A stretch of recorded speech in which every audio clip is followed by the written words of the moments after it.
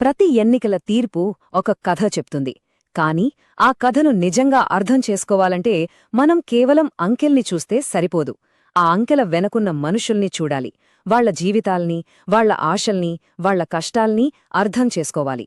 ఈ విశ్లేషణలో మనం ఉదయగిరి నియోజకవర్గం యొక్క రాజకీయ, ఆర్థిక వాస్తవాలను డేటా ఆధారంగా నిష్పక్షపాతంగా పరిశీలిద్దాం.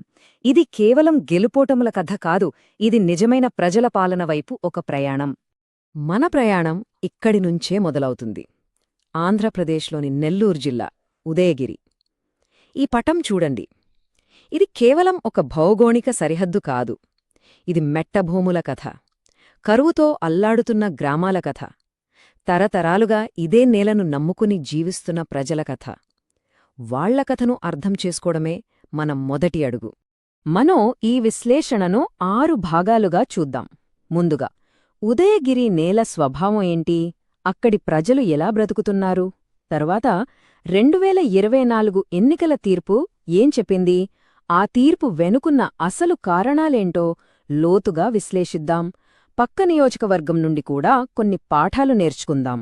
చివరిగా, వీటన్నిటి ఆధారంగా భవిష్యత్తు కోసం ఒక స్పష్టమైన బ్లూప్రింట్, పాలన కోసం ఒక కొత్త మార్గాన్ని నిర్మించుకుందాం. సరే, మొదలుపెడదాం. అసలు ఉదయగిరి అంటే ఏంటి, అక్కడి ప్రజలు, వాళ్ల జీవన విధానం, వాళ్లు రోజూ ఎదుర్కొంటున్న ఒత్తిడులు, వాటిని అర్థం చేసుకునే ప్రయత్నం చేద్దాం.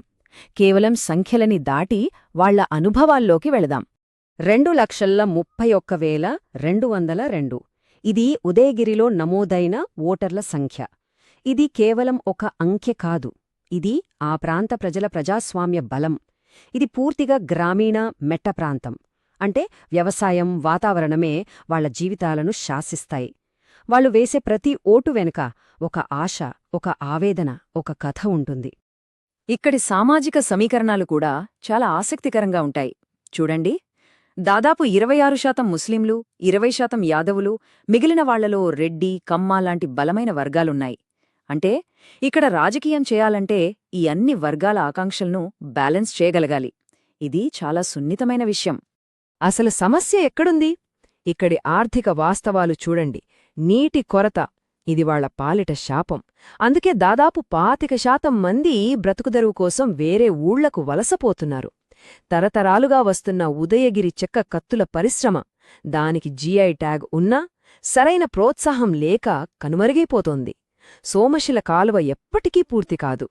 ఇవన్నీ కేవలం సమస్యలు కాదు, ఇవి ప్రజల గుండెకోత. సరే, ఈ పరిస్థితుల మధ్య 2024 ఎన్నికల్లో ప్రజలు ఏమి తీర్పిచ్చారు? ఇప్పుడు ఆ సంఖ్యల్ని నిశితంగా పరిశీలిద్దాం. గుర్తుంచుకోండి, అంకెలు అబద్ధం చెప్పవో, అవి ప్రజల మనోభావాలకు అద్దం పడతాయి. ఈ చార్ట్ చూడండి. 2019తో పోలిస్తే 2024లో వచ్చిన మార్పు చాలా స్పష్టంగా కనిపిస్తోంది. వైఎస్సార్సీపీ ఓట్ల శాతం 57% నుండి దాదాపు 46%కి పడిపోయింది. అదే సమయంలో టీడీపీ కూటమి ఓట్లు 38% నుండి 50%కి పైగా పెరిగాయి. ఇది చిన్న మార్పు కాదు, ఒక రాజకీయ భూకంపం లాంటిది. దాదాపు 12% ఓట్లు అధికార పార్టీ నుండి దూరమయ్యాయి. 12% స్వింగ్ అంటే అది ఓటర్లు చాలా స్పష్టంగా, గట్టిగా ఇచ్చిన సందేశమన్నమాట. ఈ మార్పు వెనుక ఉన్న కారణాలను మనం ఇప్పుడు లోతుగా చూడాలి. మరి ఈ 12% మార్పు ఎందుకొచ్చింది? ఇది కేవలం అభ్యర్థి వల్ల జరిగిందా, లేక దీని వెనుక ఇంకా లోతైన వ్యవస్థాగత కారణాలేమైనా ఉన్నాయా? ఇప్పుడు మనం ఏం జరిగింది అనే దాన్నుండి అసలు ఎందుకు జరిగింది అనే విశ్లేషణలోకి వెళ్దాం. ఈ విశ్లేషణ చూద్దాం. వైఎస్సార్సీపీ బలాలేంటి? వాళ్లకు ఇప్పటికీ దాదాపు 46% కోర్ ఓటుంది. మేకపాటి కుటుంబం ప్రభావం కూడా ఉంది.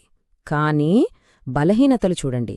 తీవ్రమైన ప్రభుత్వ వ్యతిరేకత, దశాబ్దాలుగా ఉన్న నీటి సమస్య, వలసలు, వీటికి తోడు పార్టీలో అంతర్గత కుమ్ములాటలు, ఇవే వాళ్ల ఓటమికి ప్రధాన కారణాలుగా కనిపిస్తున్నాయి. ఇక్కడే మనం ఒక ముఖ్యమైన విషయాన్ని గుర్తుంచుకోవాలి. ఆరోగ్యకరమైన ప్రజాస్వామ్యంలో మొదటి సూత్రం ఏంటంటే, ప్రతి ఓటరు ఆత్మగౌరవాన్ని కాపాడటం. అంటే కేవలం మనం చేసిన పనుల గురించి డబ్బా కొట్టుకోవడమే గాదు, వాళ్ల బాధల్ని ఓపికగా వినాలి. మనం మాట్లాడే ప్రతీ మాట బాధ్యతాయుతంగా, నిజాయితీగా ఉండాలి. పార్టీ లోపల వ్యవస్థాగతంగా కూడా కొన్ని పెద్ద తప్పులు జరిగాయి. చూడండి, సంక్షేమ పథకాల డబ్బులిచ్చాం గదా అని అనుకున్నారు. కాని ప్రజలసలైన సమస్యలు అంటే నీళ్లు, ఉద్యోగాలు వాటిని పట్టించుకోలేదు. క్షేత్రస్థాయిలో వ్యతిరేకత పెరుగుతోందని పసిగట్టడంలో ఆలస్యం చేశారు.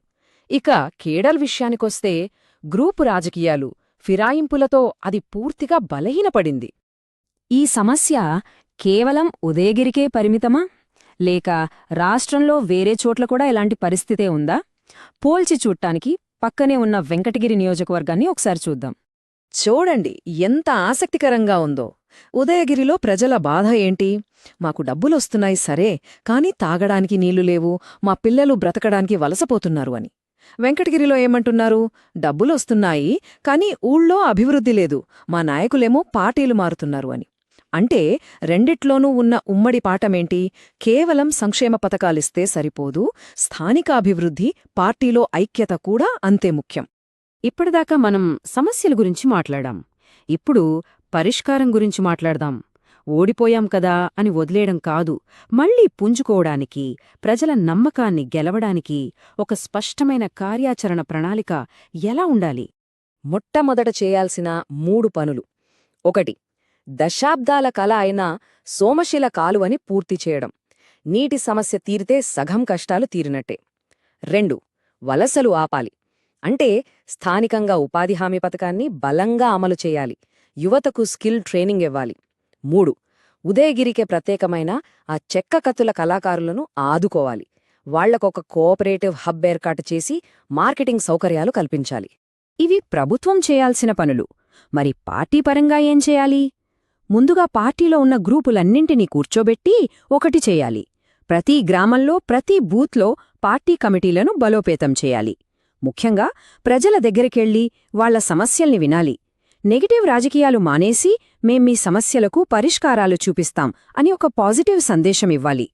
చివరగా మనం గుర్తుంచుకోవాల్సిందేంటంటే, ఈ ప్రయాణం కేవలం ఎన్నికల్లో గెలవడానికి కాదు, ప్రజల తీర్పును గౌరవించి వాళ్ల నమ్మకాన్ని తిరిగి సంపాదించుకోడానికి. ఇంకో ముఖ్యమైన విషయం, ఈ రోజుల్లో రాజకీయ పార్టీలు ఓటర్ల సమాచారాన్ని వాడుతున్నాయి.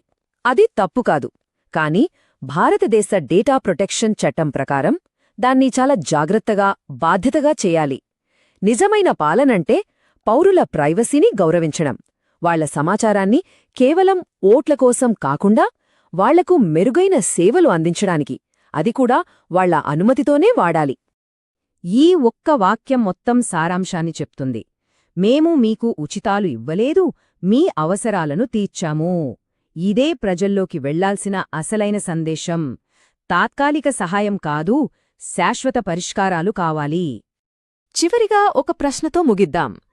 ఏ రాజకీయ వ్యవస్థ అయినా ఈ స్వల్పకాలిక ఎన్నికల లెక్కల్ని పక్కనపెట్టి దీర్ఘకాలిక పాలనకు, ప్రజల నిజమైన అభివృద్ధికి ప్రాధాన్యత ఇవ్వగలదా? ఉదయగిరి ఉదంతం మన ముందు ఈ పెద్ద ప్రశ్నను ఉంచుతోంది. మీరు ప్రజల కేంద్రీకృత నాయకుడిగా మారి మీ నియోజకవర్గాన్ని ఉన్నత స్థాయికి తీసుకెళ్లాలనుకుంటే blueprintstrategies.ai ని mgr@blueprintstrategies.ai వద్ద సంప్రదించండి లేదా 08042041 602కు కాల్ చేయండి. రాజకీయాలకు అతీతమైన లక్ష్యం.